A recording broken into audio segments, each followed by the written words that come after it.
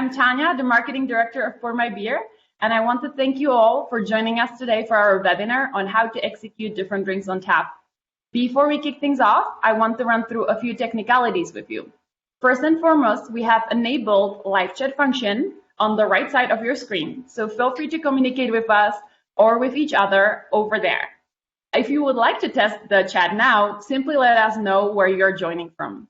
Personally, I'm based in Colorado in a small town called Woodland Park. If you're nearby, make sure to reach out to me after the webinar and let's grab some self-pour cocktails or a beer together. We are very excited to have so many people from all over the US and even the world on. Since the chat can get busy really quickly, we also have a separate section here specifically dedicated to questions for our amazing speakers. While we might not get to answer all of them during this live session, we will make sure to answer all of them later and share the answers with you.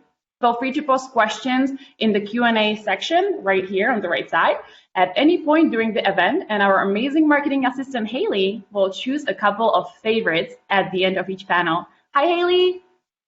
Hi, everyone. I'm Haley. How are y'all doing today? Be sure to let us know in the chat and let us know what you're most excited to hear today. Amazing. Thank you so much, Haley. Now, before I invite our two amazing speakers, Jim and Matt, to come on, I just want to let you know that if you have any internet troubles, no need to worry, as the recording of this webinar will be available next week. We'll share the entire session with you via email once we are done editing it. Now, let me introduce you to Jim Wright from Denver, Colorado, and Matt DiMare from Chicago, Illinois. They're both very experienced with serving various drinks on tap in several establishments.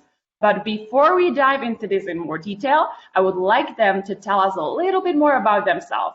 Hi, Jim. How are you? Can you give us a quick rundown on how you became an industry expert? Sure.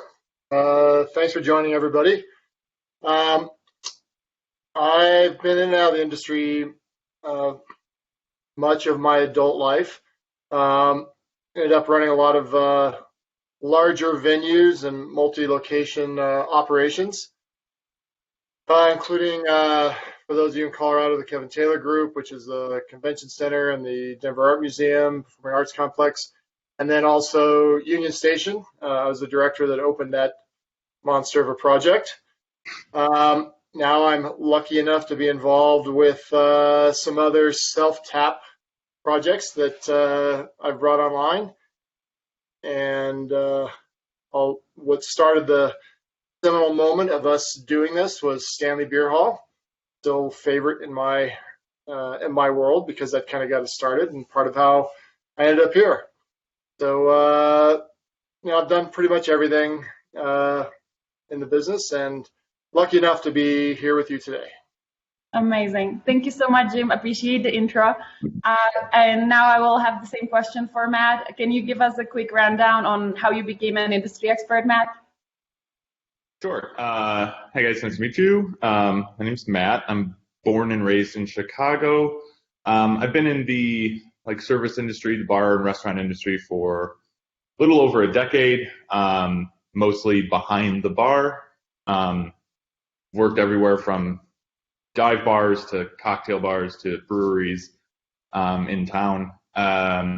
Think for the purpose of this webinar, my experience with draft cocktails kind of started 3-4 years ago when I took the job as the beverage director for a location called Tapster here in Chicago, who uses the PourMyBeer system for self-serve taps, and we had a program that between two locations we had 21 cocktails on tap, as well as anywhere from 12 to 18 wines on draft and dozens of beers.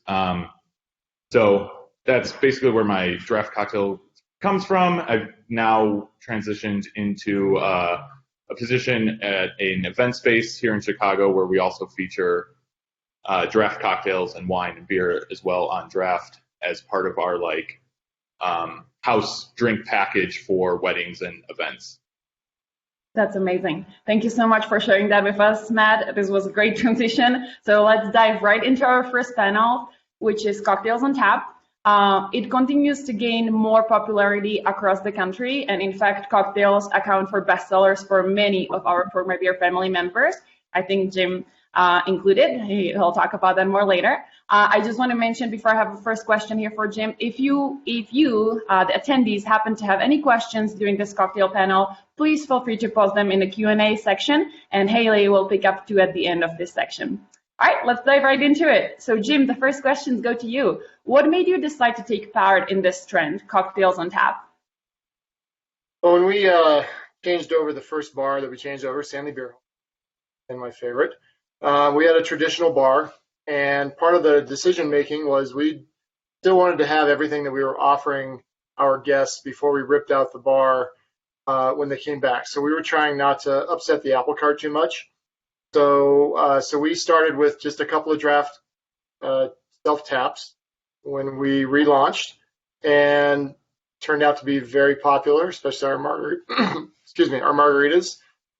So we've expanded that now, and now we have several at all of the locations that we do, and it's a significant part of our sales. A little over 17% of our self-tap wall sales come from cocktails. Wonderful. So including at Stanley Beer Hall, the first, or in 2019, we had one tap that sold $250,000 of margaritas out of one tap. So, wow. I helped those sales, guys. I can testify those margaritas are amazing. Wonderful. Thank you so much for sharing that with us. Now the same question goes to you, Matt. What made you decide to take part in this trend, cocktails on tap? It was basically thrust upon me as not being an owner of a business myself, and just being an employee and beverage manager. It was something that I was interested in doing. I had worked at bars that had featured some of their classic cocktails on draft. When I interviewed with Tapster, I thought it was really interesting how they planned on having so many options on draft. And it was just kind of something that I learned on the fly, did a lot of research, did a lot of experimenting, figured out what worked and what didn't work.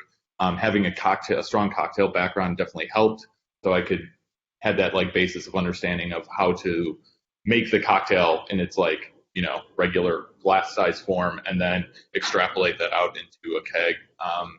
And during my time at Tapster, the 3 years that I was there, I tried to do the math the other day after we spoke. I think it was something like we did 250 unique cocktail recipes on draft.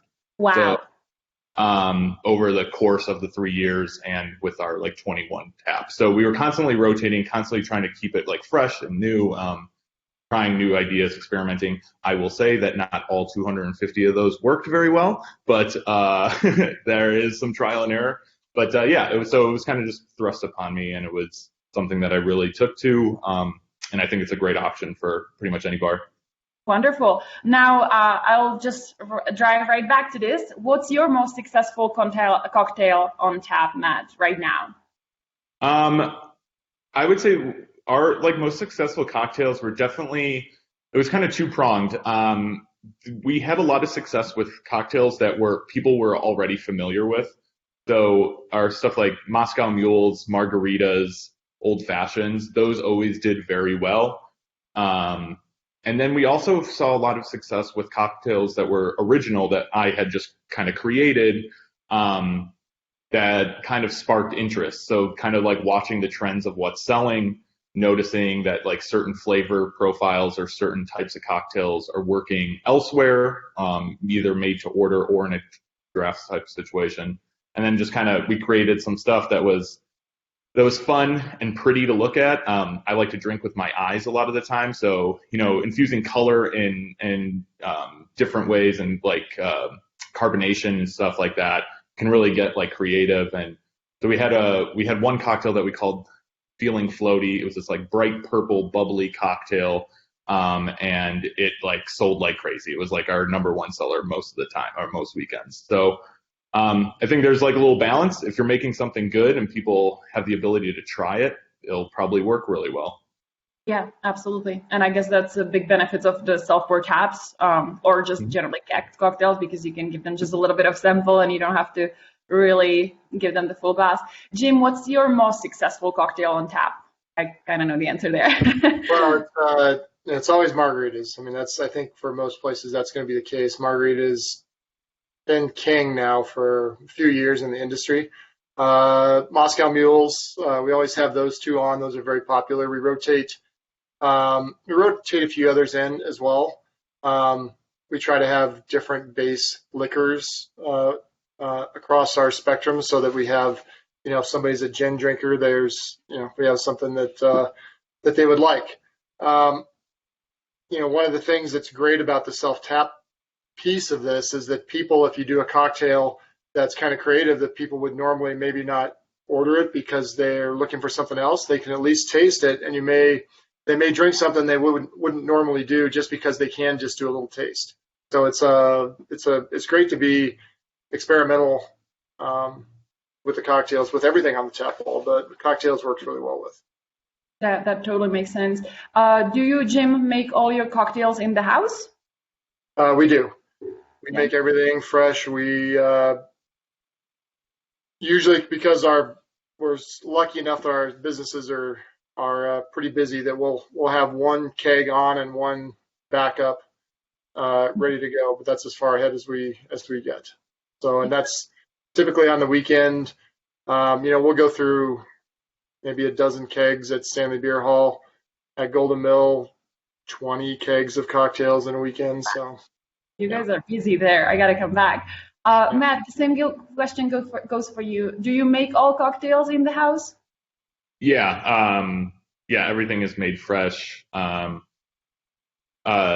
With some of my background in cocktailing, I've been fortunate to work at a lot of cocktail bars that we do make literally everything from scratch, except for the base spirits. So I was getting into the routine of trying to make as much as I possibly can from scratch in-house.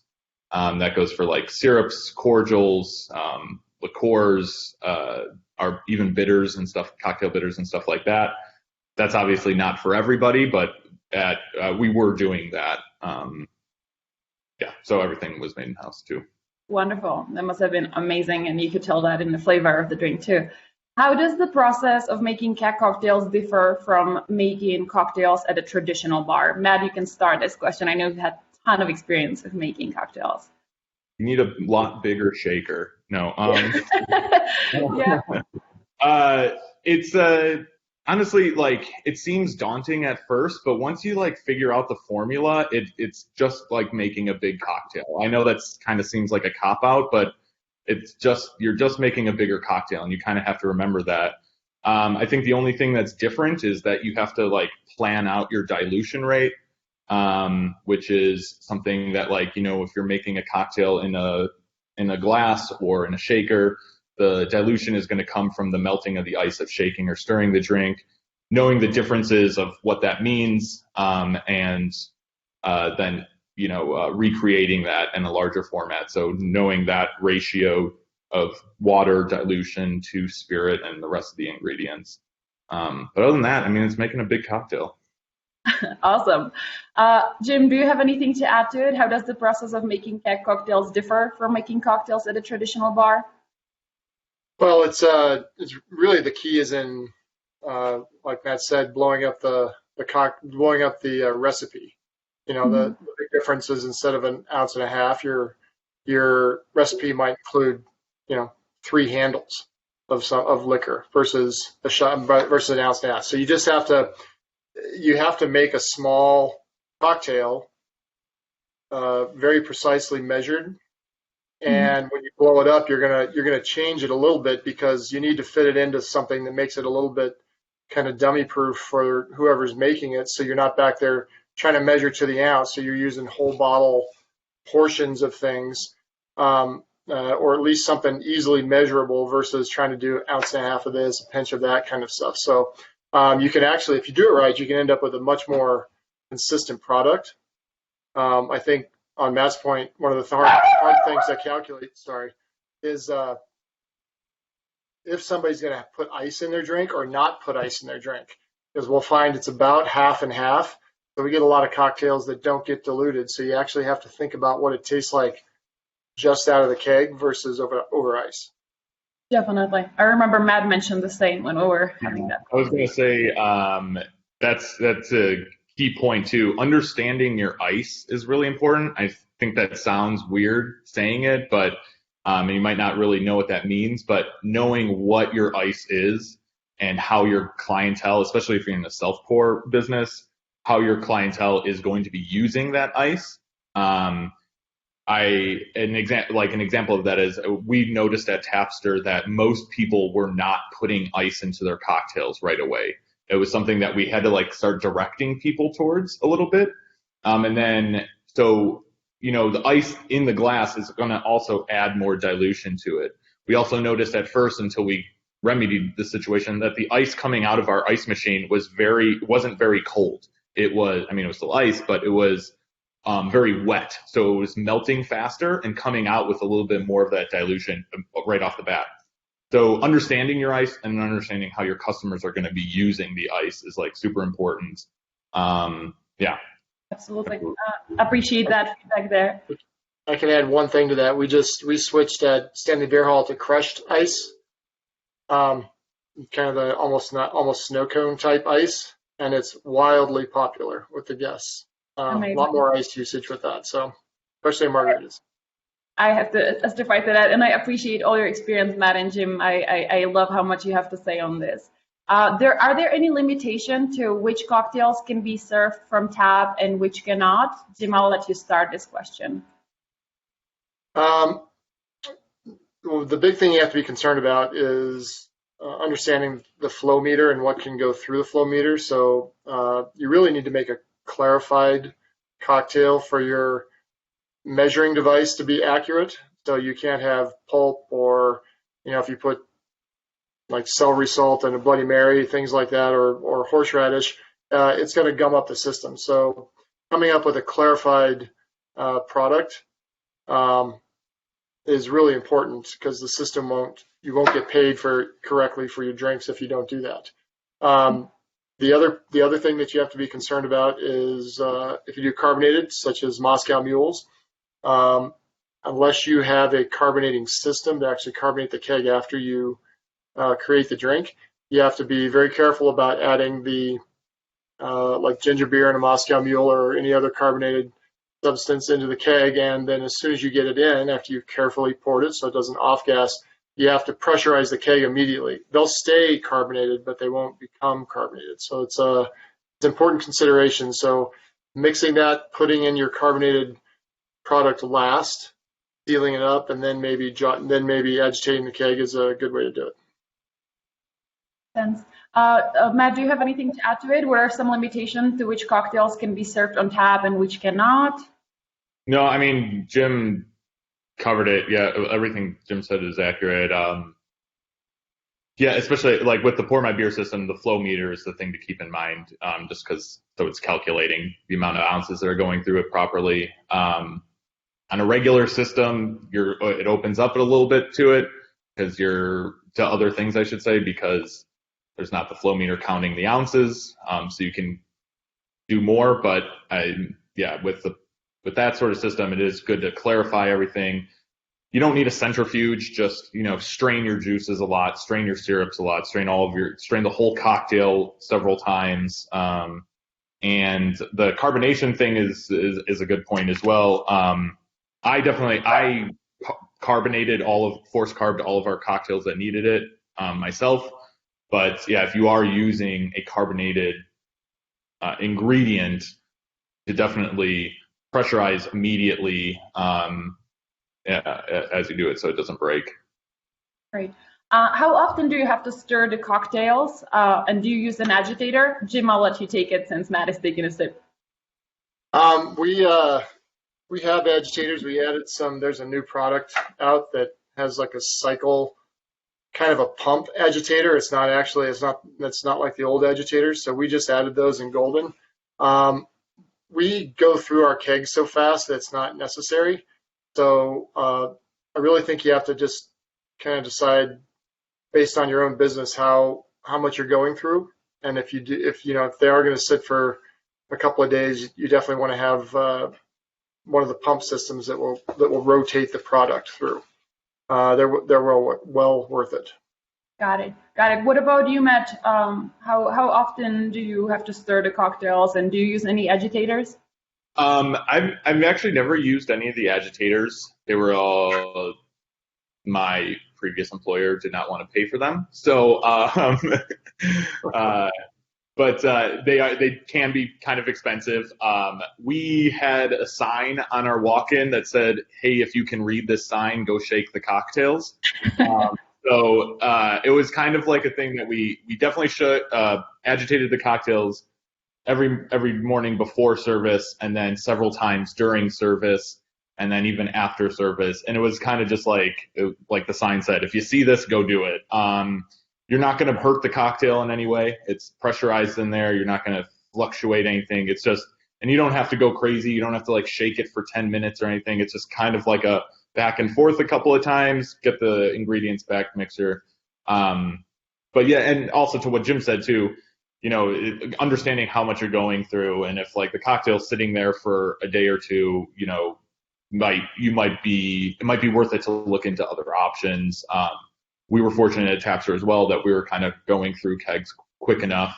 I did want to share a little thing that I found on the internet. I haven't used it myself, but it was part of an industry kind of Facebook post recently, and someone that does do draft cocktails, I think at a bar in Brooklyn, shared that they had built a thing, and it was he did it himself. So it's something that you guys could do yourselves too if you have the ability to. But basically on the gas in knob, on the gas in line on the inside of the keg, he just added a metal tube to it, so it went to the bottom, so that it was shooting gas to the bottom of the keg rather than the top. So you're bottom feeding the gas, which caused the cocktail to constantly be in motion inside. I thought it was kind of like a genius idea. How well it worked, I don't know, but if you guys experiment and want to let me know, I'm totally into it. I thought it was like, oh, that's such a simple fix. So, I mean, you have gas coming into the keg at all times, and it's just hitting the top of the water to push it down so it goes through, but it'll work the same way if you're just pushing the gas from the bottom up. So I thought that was pretty cool. Thanks for sharing. I'm sure that you're giving attendees some ideas for new Google search queries here. That's great. Thank you for that. Quickly, how long do cocktails in kegs last? Jim, can you take it off first? It's going to depend on the cocktail. It's going to depend on whether it's carbonated.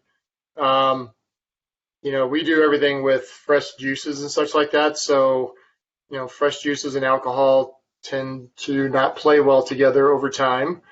So, I don't think we've had anything in a keg longer than 3 days. I think there are probably certain cocktails that would last longer than that. But if you're making, fresh juice anything, I think you've got a very short, few days window. Mm-hmm. We don't, we've been lucky enough to not have any issue with that. So I've never had to, with the exception when we shut down for COVID, I've never had to toss any kegs, and those we just gave away anyway. So, you should have cold beer. We have someone help. Well, next time there's a pandemic, I'll give you a call. Please let's not have that ever happen again. Great, Jim. Thank you so much for sharing that. Matt, do you have any specific experience? Maybe give me your top seller cocktails. How long do they last in the keg? Sure. Yeah, I think what Jim said. Like fresh juices, obviously it's a volatile ingredient. So yeah, 3 to 4 days was my max at Chapter. There is a slight difference between having fresh juice just kind of sit out in a glass on the bar and fresh juice in a pressurized keg with all the air removed from it. So there is some leeway there. I do know that understand what the state and county liquor commission suggests, because there are rules about batching cocktails all over, and they differ all over the country. So get a grasp of that, because you don't want, a liquor commissioner coming in and surprising you and saying, hey, this is past due or something like that. But yeah, I would still say with fresh ingredients, 3 to 4 days. Stuff that doesn't have fresh ingredients in it, we always had an old fashioned on or a Manhattan. I think those you have a little more leeway. I would say a week is probably fine with that. There's nothing in there that's really going to spoil in that amount of time. You will get some water and sugar spoilage, but that would happen in months. But also consider that if you do have a cocktail on for 2 weeks or something, maybe you want to reconsider what cocktails you have on too, because you should be going through more ounces than that. And might reevaluate what you're putting on draft and offering. Sense. How does serving cocktails on tap increases your operational efficiency, Jim? Well, it's just like the rest of the self-tap system. You know, people walk in and they have a drink in their hand in a minute or two versus the time it takes to make a cocktail. Your labor per cocktail is dramatically lower. You control the costs exactly, so you know exactly what you have in. When you make a batch cocktail, your controls on your expenses are much greater. You don't have heavy-handed bartenders. You also don't have light-handed bartenders, but you don't have heavy-handed bartenders. So there's lots of efficiencies, and relative to the operations that I'm involved with, we couldn't do it any other way. We've kind of designed the spaces that way, but it's from somebody that's been a lot of years in some traditional bars and behind the bar as well. I can make a keg of margaritas in the time that I can make 5 margaritas. Oh, So, yeah. That's amazing. Hey, Matt, do you have anything to add to it? I know it's kind of similar, probably there. No, not really. Same. Yeah. Jim nailed it. Awesome. All right. How do your customers respond to the cocktails on self-pour taps? I will start with you, Matt, now. Sure. So I do think, 4 years ago when we first opened Tapster, we were the only self-pour bar in town. And there was a little bit of training that we had to do with our guests to understand that these are fresh cocktails. This isn't something we bought from, a beer distributor and it's made with a bunch of syrups and chemicals and that sort of thing. So we had to kind of explain that. We had signage, and we always encouraged people to go try it, go taste it, see for yourself that it is something that is a good, fresh product. But yeah, I think once it kind of became more of a thing, people started seeing it at other places too, even in traditional bar settings where, bartenders were going to a handle to pour the old fashioned or the margarita, kind of just grew in respect and stuff like that. So I think now I don't think there's any qualms with it. And people are expecting to have just as good of margarita out of a draft as they are out of a shaker. Well, keep in mind you're in a big city, Chicago, so it's still a little slower in small town like Woodland Park. Definitely. And just super quickly, Walden Events, the venue space that you are working for, you also have some keg cocktails there. What has the response been on that? Great. It's been super useful for us. When we haven't had this experience yet because of COVID, but in a couple of weeks we will. When we have 250 people coming to the bar for a cocktail hour all at once, it's going to greatly alleviate the pressure of service. We have a wonderful tap system that we built, and we'll be able to pour we'll have 4 cocktails on draft, but we'll be able to pour them from 3 spots at a time. So we can have bartenders constantly just going up to the wall and pouring the drinks. It'll be great. Amazing. Awesome. Jim, do you have anything to add to how do customers respond to cocktails on taps? We've had obviously very favorable response. I actually had a guest ask me last night, come to ask, do you make these or is this a fresh product? So, we've been doing self-tap for 3.5 years now at that location, and we're mostly a neighborhood restaurant, so it's nice to see new people coming in. And after I answered all our questions, she goes, "Oh, great, because I've already had 2 and I love it." So, that's awesome. Okay. So, yeah. Wonderful. Jim, what advice would you give to other operators, maybe some of our attendees that are on right now, if they're deciding whether to offer cocktails on tap or not? Do you have any advice for them? Well, I think you really have to judge the business that you have. You have to look at what your product mix sales were beforehand, how many taps you're doing, if you're doing it on self-tap versus behind the bar, what the rush is that comes in. There's a number of considerations for it. I think part of the batch cocktails is a little bit of a market reaction to the mixology craze, and a little bit people want that quality of cocktail without quite as much time being spent creating the cocktail while they're waiting for their drink to be made. So, if that's what your clientele is, then they work very well. But you really have to assess all of those metrics in your business and decide whether it fits for you. And, test it, give it a shot, especially on the self-tap wall. It's going to work or not. You're going to know pretty quickly.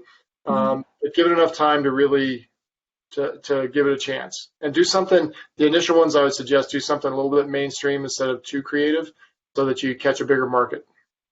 That makes sense. I remember you mentioned that you tested it at Stanley Beer Hall as well, right? You started with 1 tap, and now you are up to what, 6, 7 taps for cocktails? We started with 2 and went to 6. Yep. And then at Golden we have 7. Mm-hmm. Yeah. And probably it sounds like you might need to add more too. Sounds like you guys are really busy. Yeah. Okay, Matt, I know Jim has covered this thoroughly, but do you have anything to add to this? What advice do you have for operators if they're deciding? No, I know. Jim No, not really. That was has great. A lot to share there, which is wonderful. Amazing. Okay, well, this is end of the cocktail section, but I do want to invite Haley in case that she had any good questions in our Q&A section. Haley? Yeah, we got quite a few questions, so I'll just pick 2 for now, and then we'll get the other ones answered later. Let's do one for Jim and one for Matt. Okay, Jim, I'll ask you. John Dormany asked, lots of states have spirit restrictions or limited spirit permits. Have you dealt with wine-based cocktails like sangria? I have. They work very well.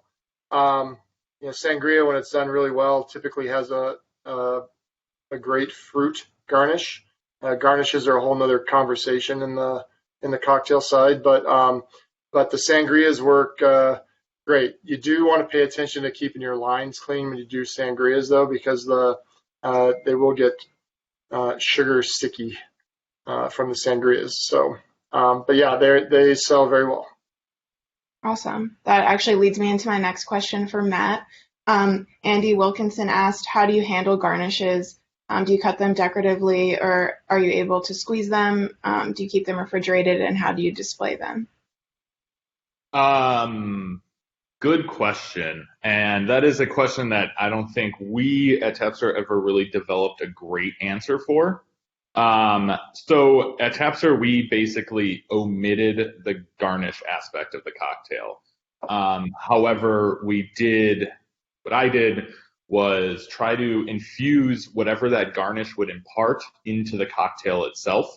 So if you think of a mojito on draft, we're not going to have like a big bushel of mint out for the customer to just grab. It was kind of a sanitary issue. We didn't want hands all over fruit and stuff like that. So we would infuse enough mint into the cocktail itself, and I did a cold infusion, basically how you would make iced tea, but out of mint with the entire cocktail, and then strain it out through cheesecloth, and then carbonate the entire cocktail that way. Once the mint is already infused to it, I did a very similar thing with our old fashioned. Instead of having orange and cherries there for people to just touch with their dirty hands and put into their drinks, I basically did a cold infusion of orange rind to bring out that essential oil from the oranges itself. And I did I had a few different recipes for it, but I kind of teased that basic flavor of that dark cherry in there as well in various ways prior to kegging the cocktail. I haven't seen it at a self-serve bar where there's garnishes out. I personally wouldn't do that just as a sanitary thing. And it's just a lot of things to upkeep. Like, how much garnish do you prep?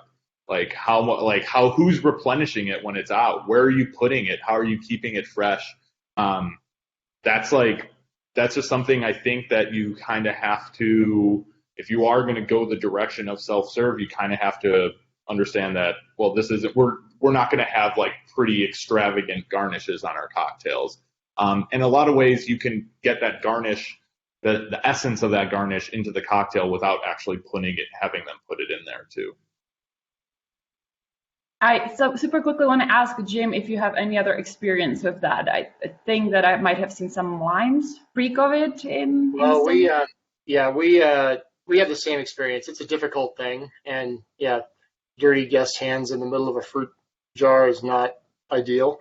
So we do for our margaritas, we do some pre-salt rimmed glasses. So we do have a tray of those out, so that way you know it's sort of a garnish.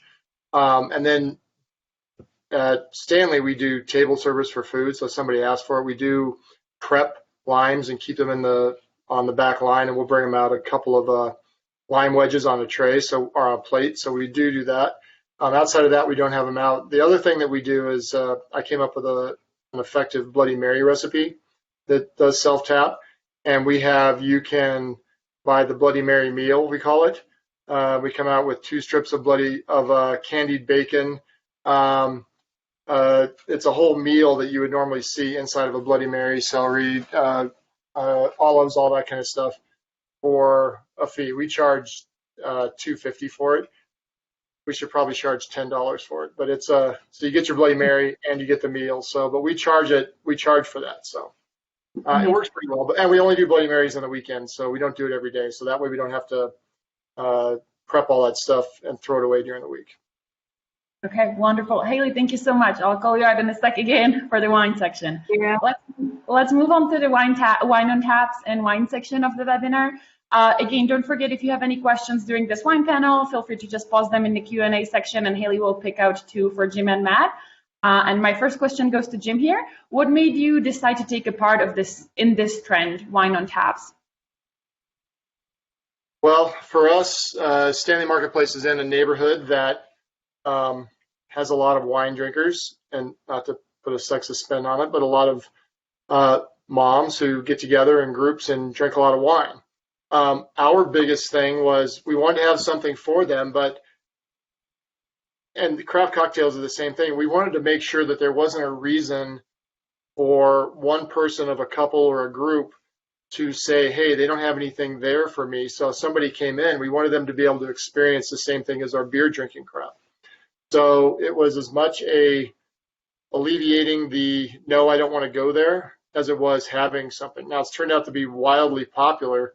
We have 11 wine taps at Stanley, and including Prosecco on tap. So it's wildly popular. Now that's partly because of the market that we're in, but that was our reasoning behind it. That makes sense. Matt, would it be similar for you, or do you have anything to add to this? Yeah, I mean, it's just a smart thing to do. Wine obviously spoils. There's a lot of waste in bottled wine at a bar service. Wine in kegs lasts a lot longer. It's fresher. It's consistent. The right temperature. The wine on draft is a no-brainer, and they make fantastic wines in kegs now. So that makes sense. You basically just answered my second question. What's the biggest benefit of serving wine in kegs over bottles? If you were to say like one top benefit, what would that be for you, Matt? That it's the lack of waste. I mean, at every other night at a restaurant, you are dumping out half to 3/4 of a bottle of each varietal that you're opening on your pours. That's a lot of money down the drain. So yeah, it's just the lack of waste is just smarter. Absolutely. Jim, do you have anything to add to it? What's the biggest benefit of serving wine in kegs over the bottle? Well, I think in the self-tap world, you're charging for every 1/10 of an ounce you pour. So you're not having to manage, you're not having to try to get exactly 5 glasses out of a bottle of wine to get your fee out of it. If somebody wants to taste and they pour 3.4 ounces or 6.8 ounces, if you're charging for 5 ounces in a typical wine glass and your bartenders are pouring 7, you're not making any money. But on the self-tap line, if they're pouring 7 ounces, you're getting your money for all 7 ounces. So it's much more efficient. Plus, you don't have the oxidation issue that Matt mentioned. So you're getting money for every ounce on every ounce in a bottle versus getting paid for 5 ounces on 7 ounces and then throwing away the other half of the bottle. Absolutely. How do you select the wines that you offer on self-serve taps or in taps in general? Matt, I'll let you go first. I mean, I just how you would, with traditional bottled wine, work with your reps and your distributors, find the products that work best for your client base. Kind of have an idea of what they like going in, and the ones that hit the right price point, good tasting wines. I think it's a pretty easy process there. Makes sense. Jim, do you have anything to add to it? Yeah, I'm pretty lucky coming from fine dining background. I have a lot of contacts, and sorry about the dogs. I have a lot of contacts in the Toms that work for me and stuff that are now higher up in the sales. So I usually just call them, and they know what I'm looking for, know what my taste is, and they show up. I'm a little bit of a wine snob, so I tend to put better wines. I won't put bad wine on tap just because that's me. And you have to charge for it. That's, one of the challenges is that the price does show up on the tap, and it'll be $1.80 an ounce or, something like that, depending on what you're pouring. So, but it's never been an issue for us. We go through a ton of it. So. Thanks. How long does the wine in keg last compared to wine in a bottle? Matt, I'll let you start this one. Each rep or distributor kind of has a different baseline for what they've said. I think that I think I've heard everything from 3 weeks to 9 weeks, or not 3 weeks to 12 weeks, I should say, from actual producers that are filling the kegs. So I would say if you're in that month range, you're probably great. Just, consider things that would normally spoil wine. You don't really have light issues because it is in a keg, either a steel keg or in a protective plastic bag inside the keg. So, but temperature fluctuations, one thing to keep in mind that is something that you might not think about all the time is that you are constantly pushing nitrogen into this wine. That can, over time, affect the flavor of it and the mouthfeel of the wine. But again, it kind of go back to what I said about the cocktails. If you're having a single keg of wine on draft for over a month, it might be time to reevaluate what you have on the draft. It's you're not moving that wine fast enough, basically. Either your clientele doesn't like that wine, or you're in a business that maybe you don't have enough wine drinkers coming in. Excellent, thank you, Matt. Jim, do you have anything to add to this? No, I mean Matt covered it. It's you're not oxidizing the wine, so there's a much longer shelf life, and as long as you've picked your wine right, and you're in the right market, you should never have a problem with it. So. Excellent. How do customers respond to wine on taps, Jim? Well, my wino market that I live in, they're all big fans of it. And I'll tell you what they really like is being able to, if a lot of people go to a bar and they order whatever their normal varietal is because they don't want to take a step outside of that because they're going to have a glass or two and they're not ready to experiment. Like I said, we have, I think it's 11 wines on tap now, and people who I know typically drink Sauvignon Blanc, which is huge in my neighborhood, will go down and try everything else, including some reds and some Prosecco, on the same day that they normally just have 2 Sauvignon Blancs. So they get a broader experience, and they stand there and socialize about it. It's great. Awesome, great. Matt, do you have anything to add to this, especially with your event space? I'm also curious how the wine on tap does there. I think especially because we're mostly a wedding venue, the wine that we have on tap is already better than the wine that they're expecting to have at a wedding. We're sourcing really great wines. A lot of times we're sourcing direct from the producer. So yeah, I mean, it's gone over well. Basically what Jim said is spot on. I think it's received really well. As long as you have a good product, wine drinkers are going to gravitate towards it. Wonderful. Thank you. It's interesting when people walk in and they see some of the brands that you have on tap. They're like, "Oh, you can get that in a keg." Yeah, Like, absolutely. I always use the example that you can get Frog's Leap in a keg, and most people are shocked by that. So Yeah. Maybe you're giving them some inspiration to get it for their houses to have it even easier accessible. All right, well, my last question here on the wine section before I let Haley come up with her questions from the Q&A section. How do your wine sales compare to beer sales? Jim? the percentage of wine sales is almost 30% of our alcohol sales in general. So it's a big number. We have and this is Stanley specific. I don't have the metrics for the other location yet. We have 51 taps, and 11 of them are wine. So it's about 20% of our taps and about 30% of our sales. So that tells you. So that's huge. Yeah, that's huge. Matt, can you share anything like that with us too? Yeah, we didn't have as good of success as Jim was experiencing with wine sales. I think for our wine sales, we're more around like the 10 to 12% of our sales. Mm-hmm. Our clientele was drastically different. I think we predominantly being in the Wicker Park neighborhood of Chicago, which you guys might not be familiar with, but the very young Gen Z, young millennial neighborhood.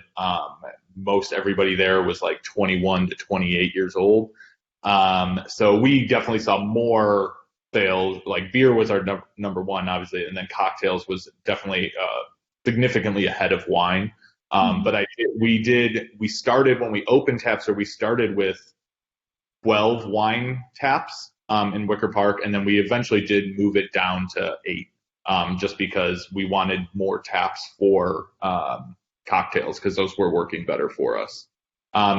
Conversely, though, we have a second location in Lincoln Park of Chicago, which is definitely a more older millennial, young professional neighborhood, and the wine sales there are crazy higher. I think we're at like something like 25 to 30% of our sales are wine from there. So it's, know your clientele, basically.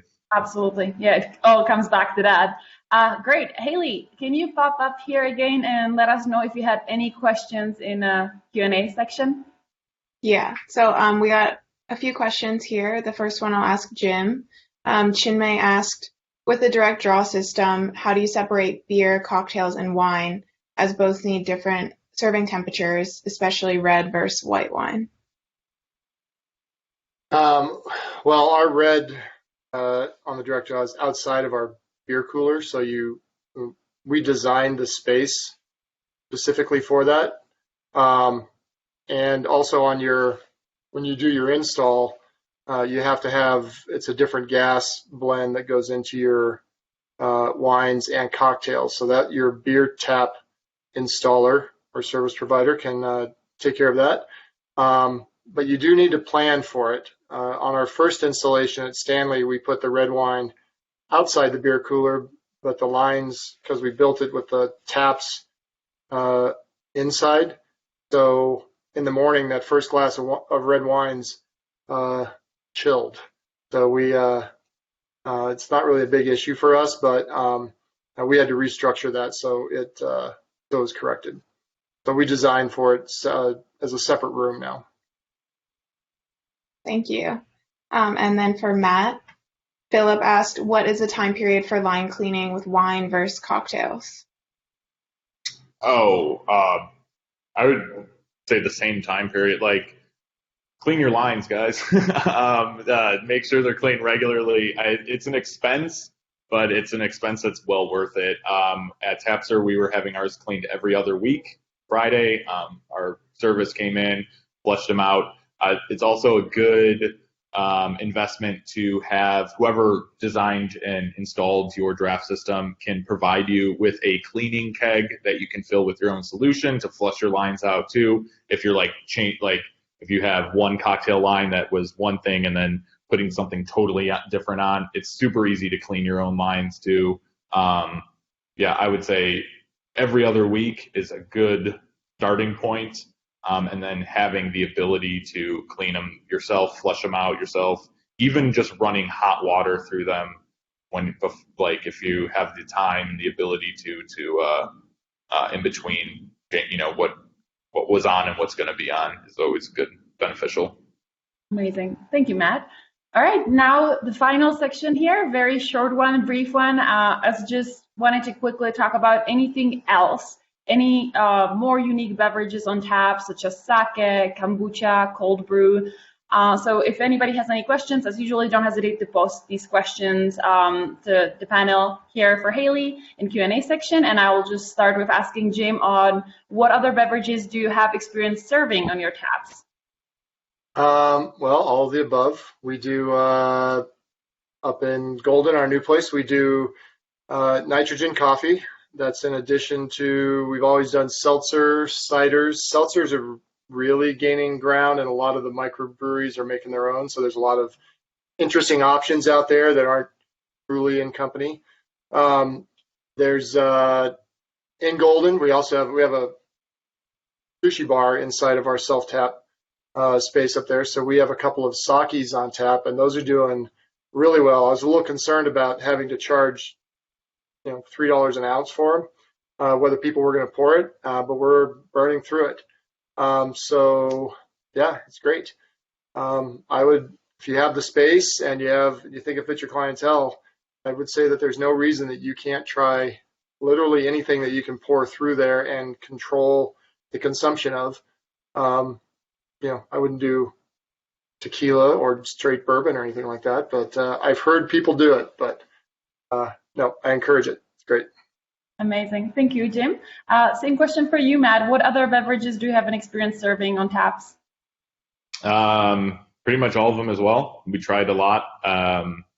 We did a bunch of kind of craft boutique sodas that were made locally, coffee, both nitrogen and not nitrogen, regular, just cold brew. We had a lot of success with kombucha on draft. I think it fit into the neighborhood that we were in really well. We also did some CBD sodas that worked really well. And sorry, that was my phone ringing. We also always had some non-alcoholic stuff that we would make in house, like lemonade or seltzers. Alcoholic seltzers are taking off. It's a great option. Perfect, terrific. Quickly, do your non-alcoholic self-pour offerings generate a lot of interest and account for a good amount of sales, Jim?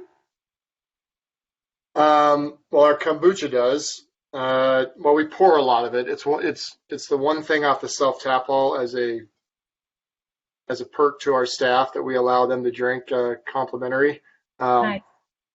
That was probably a bad choice, but I can't take it away from them now. So, but we do sell a lot of kombucha. The nitrogen coffee in Golden is doing very well. I don't have a lot of data on that yet because we've only been open for a month. Outside of that, we do sodas and stuff off of the self-tap wall. So because we're a family location, we sell a lot of that, but that's not really tied into this. So yeah, we have success with everything we put on. We just don't put a lot of non-alcoholics on our wall because, our neighborhood likes to drink. So we just go with that. Don't we all? All right, Matt, the same question goes for you. Do your non-alcoholic self-pour offerings generate a lot of interest, and do they account for a good amount of sales? Short answer, no. The kombucha did really well. But other than that, coffee, I think, was mostly staff drinking, like Jim said. It was nice to have some of the sodas and stuff on hand just as a non-alcoholic option. But people that aren't drinking alcohol really weren't coming in looking for non-alcoholic stuff. It was just kind of like a bonus thing. Yeah. So not really, but it is nice to have. If you don't have another option, if you don't have someone manning a situation or an area that does have sodas or water or whatever, then might be a good option, but just a bonus basically. Awesome. And I know this section is very short. There's not much to cover besides what you've already said, but I wanted to ask Haley if she still had some questions in a Q&A section there. Yeah, I have a couple. Great. Pedro asked, I'll ask this, I guess, to both of you. How do you control consumption per guest, and how difficult is it to gauge how much a particular guest has had to drink? Well, PourMyBeer does that for you basically by putting in the ounce limitations on the card as you activate it, and then having the system there to just basically go into everybody's tab and everybody's card and check what they've had. I think it's always good to have people in, like staff in the building, and they're kind of monitoring, making sure no one's like seriously over-serving themselves, setting limitations at actual realistic numbers, don't set it just because whatever, just be like, oh, they can have 500 ounces of something, like setting the limits on the card so they do have to check in with you is, that's how that would work. Fun fact here, I know we're in the US, so our customers definitely are always utilizing the legal limit, but fun fact is that in Europe, that's not the case. So I got to try 20 different beers when I was visiting one of the PourMyBeer locations there, and I was surprised how I'm not getting cut off. Jim, do you have any? Yeah, it was really fun. Jim, do you have anything to add to this? No, the way the system monitors it actually gives you measurable metrics so that if you do, for some reason, need to have record of what somebody was drinking, you have all of that to protect yourself. One thing I'll add is that at least in our locations, we don't see people. You don't have as much of an issue with overly served people. I hate to say drunks, but it's been very rare that we've had to cut anybody off. I think just the nature of the sampling and walking around and how it's social, you're not sitting at a table and just drinking entire pints, actually keeps, even though people are still enjoying themselves as much, they're not sitting at a bar pounding alcohol like they do in a traditional operation. So you don't have as many drunk problems. People. Yeah, we also closed earlier, so it's a little better. But part of the self-serve thing is there's kind of this theory and idea that like a customer is going to drink the amount of drink that you give them, and with the option to try little tastes of everything, they can try 10 cocktails and have an ounce of each cocktail, and then basically they only had 3 cocktails. If you were to go to a standard bar, a traditional bar, and they tried 10 cocktails, they would be falling asleep. What Jim said is totally spot on. It's like it really wasn't as much of an issue as I thought originally it would have been. Amazing. Haley, since we're running out of time, I want to be respectful. Let's just answer the rest of the questions in our Q&A page that we're going to create after this webinar, as I know that there has been a lot. So we'll definitely make sure to answer all of them. I just want to first thank Matt and Jim so much for taking their time, for spending their time here with us, answering all these questions. We really appreciate your knowledge, your experience, and hanging out here with us. Thank you so much, both. No problem. Thank you, guys. Thank you. My pleasure. All right. And my final note here is I also wanted to thank you all here, attendees, for attending our webinar. We hope you found this helpful and can apply some of what you've learned today to your own operations. And don't worry if you didn't get to take detailed notes. We will definitely release the recording for you next week. And in August, we're planning to host another webinar on draft beer quality and keeping your draft system healthy. So make sure to stay tuned for updates on that. Everyone have a wonderful day, and thanks again so much for joining us today. Bye. Thank you. Bye. August, we're planning to host. Everyone have a wonderful day. And